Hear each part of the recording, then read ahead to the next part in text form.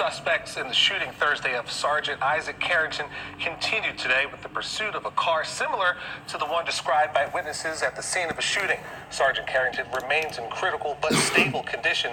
WJZ is live at police headquarters. Pat Warren reports on the latest in the investigation. Pat.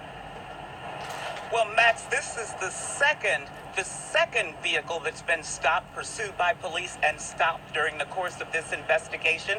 But so far, there's no connection to the case. The pursuit started on Bel Air Road in northeast Baltimore when police spotted this blue Acura, similar to the description of the car used by suspects in Thursday's shooting of Sergeant Isaac Carrington in an apparent attempted robbery.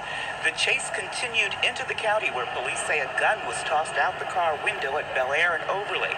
The vehicle was stopped at Plantagenet Circle just off Seven Courts Drive. This was the scene yesterday when police stopped another car matching the vehicle description on Annapolis Road in Lansdowne. So far, no connections have been made to the sergeant's shooting. It's actually in my neighborhood, and it's an officer that I know and whose family that I know. Council President Brandon Scott knows Sergeant Carrington as Ike. The sergeant was talking to a neighbor in his front yard when an Acura drove down the block and a gunman wearing a mask jumped out demanding valuables. Carrington ran and the gunman shot him several times. We have to hunt down the individuals who are doing these shootings and robberies and any other shooting and robbery in the city of Baltimore. We just hope and pray that Ike continues to fight and that he comes out of this on top. Sources say the sergeant has been responding to doctors and staff and is able to squeeze hands. We have to be better as a city as we work together to deal with this disease of gun violence. So we have to have all hands on deck and be taking the fight to those who are actually committing violence in our communities. That violence that now has Sergeant Carrington fighting for his life.